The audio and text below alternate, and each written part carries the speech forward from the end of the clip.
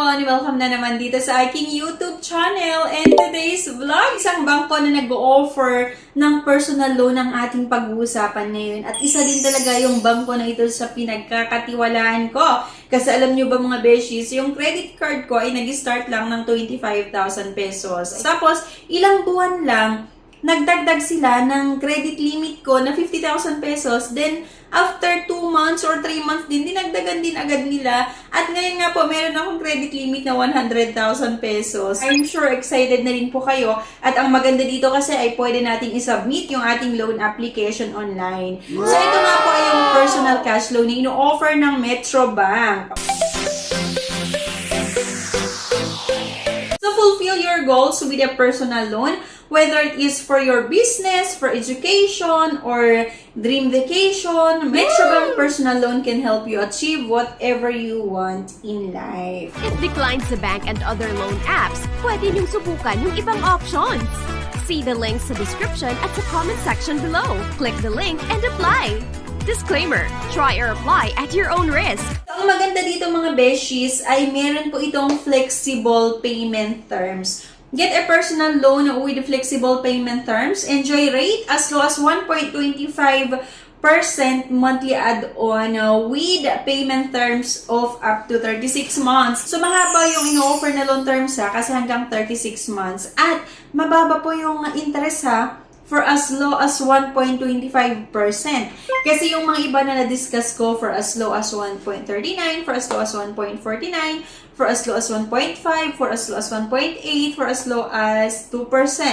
Pero dito sa Metro Bank for as low as 1.25% monthly add-on rate with payment terms of up to 36 months nga po. Napaka-hassle-free, hindi mo na kailangan na pumunta sa bangko, na kukuha ng application form, magsasagot, and then magpipila para i-submit yung loan application or para i-submit yung form. Kasi dito sa Metro Bank, sa online tayo mismo mag-apply. So by the way, ilalagay ko na lang din yung link sa comment section or sa description below. Pwede nyo i-click yung link na yun. Or pwede nyo rin namang i-search yung Metro Bank Personal Loan. Ang isa pa na maganda dito pwede tayong makautang hanggang 2 million. Grabe, napakalaki yung pwede nating mahiram. Kaya talagang I'm sure masosolusyonan lahat yung mga kailangan natin. Pwede talagang pang business expansion or para sa inyong kasal or sa mga gustong mag-vacation sa ibang bansa. Pwede nating i-consider itong Metro Bank. At syempre, minimal requirements nga din. At multi-purpose. May mga kailangan lang tayong tandaan bago nyo i-start na umutang dito. Okay? Para at least meron kayong idea. Ito mga beshies, yung tenor, monthly add-on rate, at yung annual contractual rate. Kapag 12 months, merong monthly add-on rate or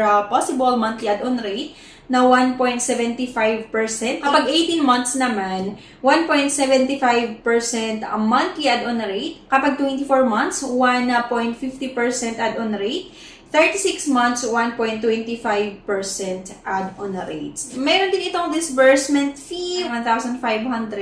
Documentary stamp, 1.50 for every 200 of the loan amount for loans above 250,000 pesos. At meron din itong late payment fees na 850 pesos lang naman or 850 per incidence of late payment or non-payment. At pre-termination fee na 5% of outstanding balance of 550, whichever is higher. So, ito yung eligibility criteria. Bawat bangko or lending na nagpapautang, may kanya-kanya pong eligibility criteria. At dito sa Metro Bank, dapat po Filipino citizen, at least 21 years old at the time of loan application, and 65 years old upon loan maturity. Aba, hanggang 65 years old upon loan maturity. Kung matatandaan nyo, or kapag napanood nyo yung ko ng video, na ibang bangko na nagpapautang, diba, usually nasa 59 years old upon loan maturity, 60 years old upon loan maturity, pero dito sa Metro Bank, hanggang 65 years old nga po upon loan maturity.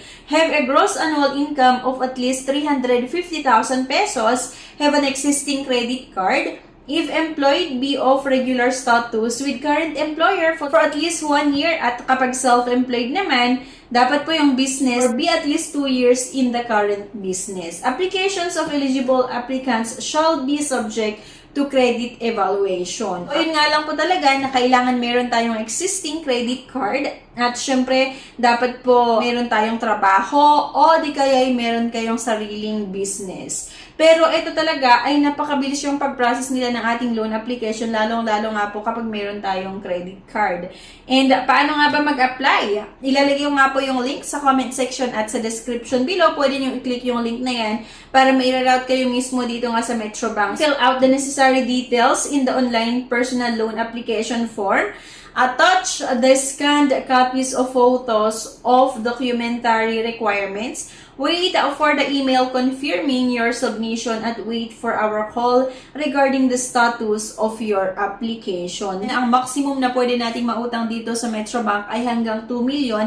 Ang minimum naman 20,000 pesos. Kaya diba, kung hindi naman ganun kalaking amount yung gusto mo, like 20,000 lang, 30,000 or 50,000 pesos, pwede pa rin tayong makahiram dito nga sa Metrobank. Pero kung malakihang amount din naman ang gusto mo, diba, hanggang 2 million.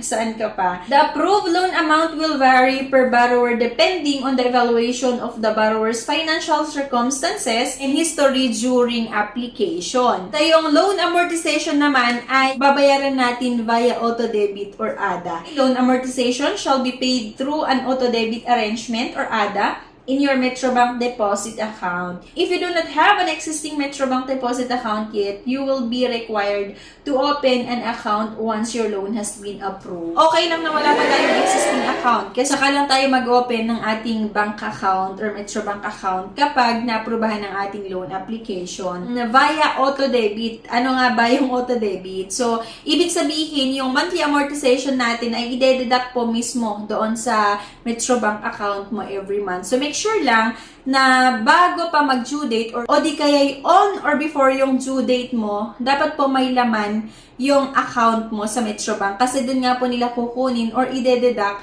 yung possible nga na magiging monthly amortization. So, ito yung mga ID na tinatanggap ha, kasi baka may mga nagtatanong sa amin, paano yan? Ano nga ba yung ID? Baka wala ako. So, pwede po yung passport, yung driver's license, yung national ID, SSS or Social Security System ID or UMID, yung TIN ID, pwede rin po yung PhilID or Philippine Identification Card, yung Postal ID, Voter's ID, at PRC ID. You can expect a fast approval and processing of your personal loan in as early as 7 business days. Within 7 business days. So, hindi po kasama yung Saturday, Sunday ha. 7 business days, malalaman natin kung approve or declined nga po ang ating loan application. At kung sakali naman na naaprubahan ng ating loan application, meron pong tatawag sa inyo na galing sa Metrobank or representative ng Metrobank para inform kayo doon sa na-aprubahan na amount. Siyempre, yung kung ano nga ba yung next na gagawin natin. Kung ano yung mga,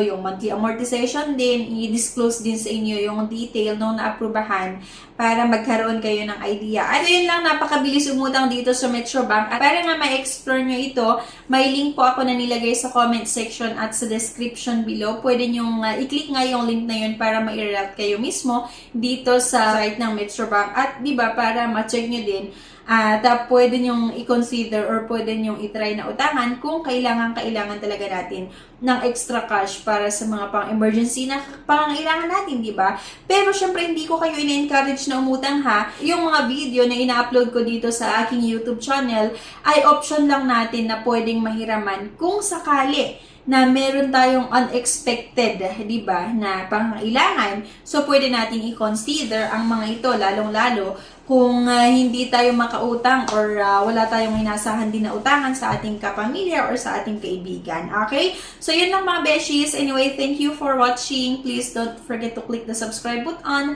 Sana i-like nyo din yung video at huwag nyo kalimutan na i-share. Thank you guys at see you on my next vlog. Bye-bye!